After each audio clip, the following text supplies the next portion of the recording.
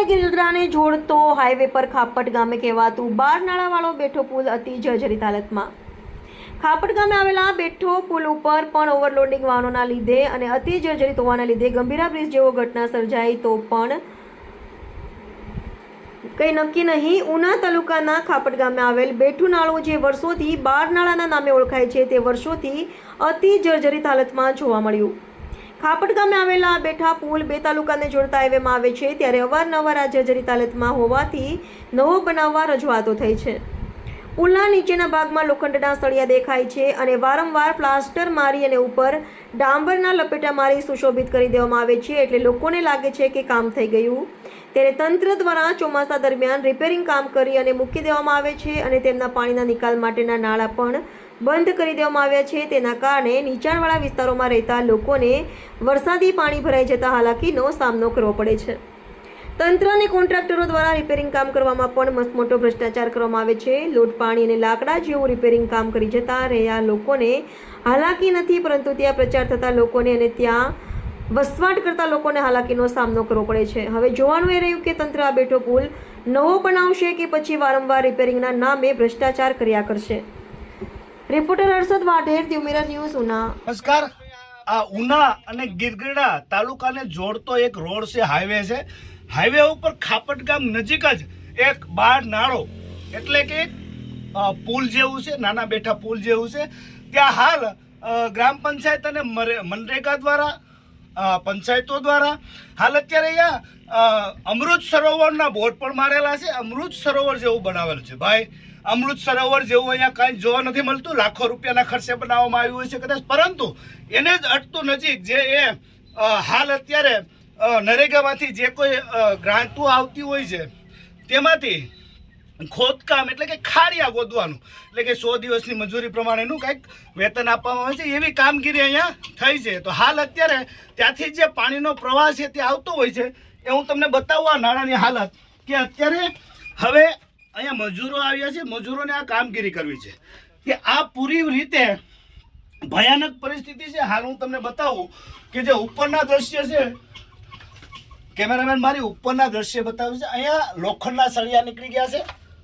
વારંવાર અહીંયા ફક્ત ને ફક્ત સિમેન્ટ અને રેતીથી સાટ મારી અને બુરી દેવામાં આવે છે, એ પણ આપને દેખાય છે। લોકોને લાગે છે કે આ જે સિમેન્ટથી અને રેતીથી જે સાટ મારી અને પ્લાસ્ટર કરી નાખ્યું છે અને સારી રીતે સુશોભિત કરી અને આ પુલ મેકી દેવામાં આવે છે વારંવાર। ક્યાંય દરેક રજૂઆતો બાદ હાલ અત્યારે હું તમને આ પુલની પરિસ્થિતિ બતાવું। આ છે આ પૂરી રીતે અંદરથી અને નીચેથી પાયા વિહોણું છે, પાયામાંથી જર્જરિત હાલતમાં છે। એટલે આ પુલ ગમે ત્યારે ગમે તે સમયે પડવાની શક્યતા છે અને અહીંયા મોટું અકસ્માત પણ થવાની શક્યતા છે। આ તંત્ર હરેક વાર આવા મોટા અકસ્માતો થાય એની રાહ જોઈને બેઠું છે। હું તમને બતાવું કે આગલી વાર પણ આના પહેલા પણ એકવાર આ લોકોએ અહીંયા સિમેન્ટ કોન્ક્રીટ ભરી અને આ સાંધી દીધું હતું, એટલા માટે અહીંયા બધાને એવું લાગતું કે આ પુલનું કામ થઈ ગયું છે, પરંતુ લાખો રૂપિયાની ગ્રાન્ટો સરકાર આપે છે। હવે આ સળિયા હું તમને બતાવું, આ સળિયા અત્યારે ભાંગવાની હાલતમાં છે।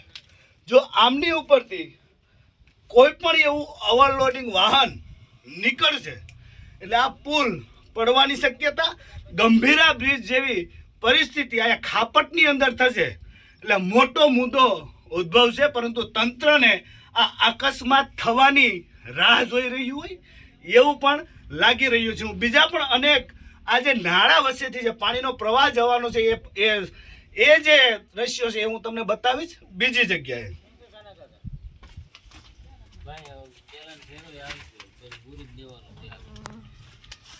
એમ ક્યાંથી દે તમારા કોન્ટ્રાક્ટર આવો ત્યાં સુધી કઈ કરતા નહીં।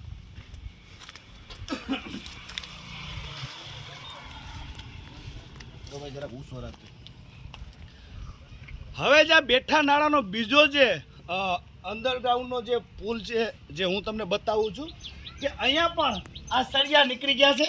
આ જે હાલત છે આપ જોઈ રહ્યા છો, સળિયા પૂરેપૂરા જે હાવ સડી ગયેલા લાગે છે તમને કાટથી પૂરા। હવે આ જે સળિયા છે એ આજકાલમાં જો પાણી અને વરસાદ આવશે, ચોમાસાની સિઝન છે, પાણી આવશે એટલે આ સળિયા તૂટી જશે અને આ મોટી દુર્ઘટના સર્જાશે. હાલ અત્યારે આપને બતાવું કે આ લોકો અહીંયા કેવું રિપેરિંગ કામ કરે છે. આવો, આ રીતે પથ્થરો મૂકી દે છે, એને વાટા કરી નાખે છે અને આ રીતની તિરાડો પડે છે. એટલે એને એમ થાય છે કે નીચેથી અમે એક થંભ આપી દીધો છે આ રીતે રિપેરિંગ કરીને, એટલે હવે આ પડશે નહીં. ભાઈ, આ એક નાળા બે નાળામાં તમે રિપેરિંગ કામ કરીને આપી દો છો. હાલ અત્યારે આનું જે લોખંડ છે પૂરી રીતે કટાઈ ગયું છે. આની ઉપર સિમેન્ટના થડ મારી અથવા તો ડાંબરના થડ મારી અને પૂરી રીતે સારી રીતે જ્યારે જેમ જન્માષ્ટમી આવે અને અનેક લોકો તૈયાર થાય એની જેમ જ્યારે ચોમાસું આવે. નમસ્તે મિત્રો, હું છું ચાંદની પરમાર. આપની મનપસંદ ચેનલ એટલે કે દીવ મિરર ન્યૂઝ ચેનલને લાઈક કરો, શેર કરો અને ફોલો કરો. અને હા, તેમાં દરરોજ તાજા સમાચાર જોવાનું ભૂલશો નહીં.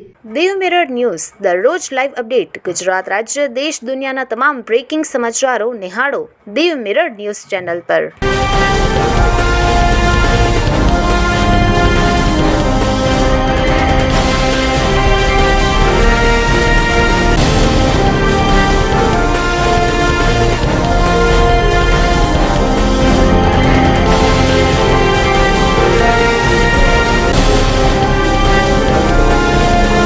આપની મનપસંદ ચેનલ એટલે કે દીવ મિરર ન્યૂઝ ચેનલને લાઈક કરો, શેર કરો અને ફોલો કરો.